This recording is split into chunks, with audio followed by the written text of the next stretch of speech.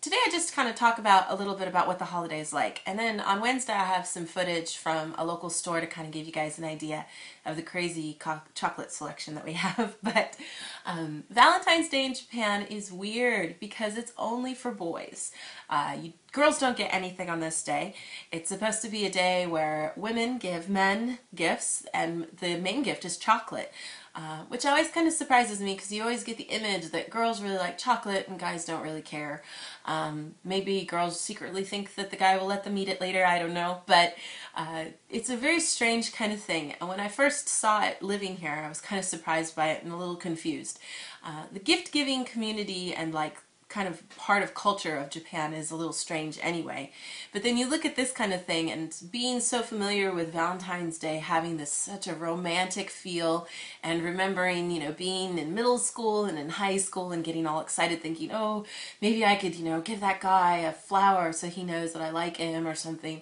That anticipation of how much it meant to give somebody something on Valentine's Day, that you didn't just give anybody anything. I remember that trauma when I was in elementary school. We'd be giving everybody the little, tiny little, Garfield, Valentine's Day cards, and sometimes put a little conversation heart inside. And I'd just be dreading, what if that guy, if I give him one that says something on it, he might get the wrong idea and think I like him and I don't, or vice versa. I really want to give that one to him. All that craziness over all of it is completely eliminated here because you give chocolate to every single guy you know. It's not romantic, it's weird. So people give it to people that they work with. So primarily, if you have a boss who's a man, obviously, you give him chocolate. People that you work with, other co-workers, you give them chocolate. Sometimes maybe kids will give their dad a chocolate, but and it's changed a lot now, so I'll get to that. But it used to be that you didn't really, do that very much. It was more, to coworkers and people around you. And then, yes, if you were married or you were dating, you would give it to your boyfriend or husband. And it, so you're giving it to lots of different people. And so because of that, there's all these different varieties and choices of chocolates you can buy. Super nice, fancy ones for people that really matter to you. And then, really cheap, couple dollars, little tiny boxes of chocolates to give to the people that you work with. And like I said, it's really changed and evolved now as more and more people kind of look at the way things are done in the States and want to try to copy that, because that's what everything is about here, is copying what's done in the States. But they try to incorporate a little bit more of the romantic side to it, and try to give it to more people. They see how kids give it to their dads, and so they kind of encourage that a little bit.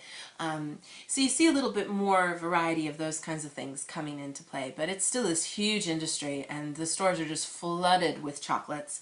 It's a little ridiculous and insane. So families will give their smaller children chocolates, and lately, because the chocolate world just wants to sell more chocolate, they encourage you to give it to girls too, especially if they're small kids. Sometimes you might give them some chocolate.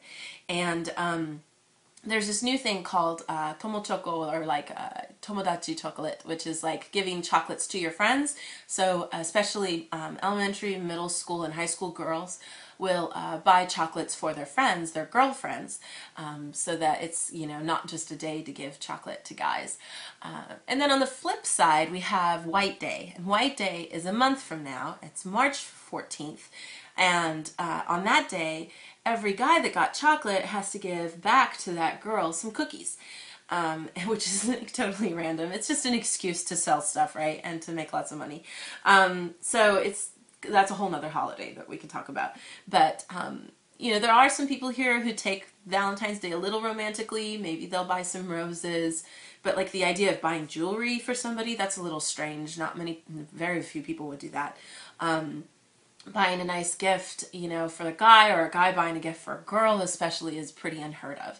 So it's just a day to sell chocolate. So, but I'd love to hear any of your guys' memories, or your favorite kinds of chocolate candies. I know being here. There aren't conversation hearts, those kinds of things aren't here. It's just chocolate, chocolate, chocolate.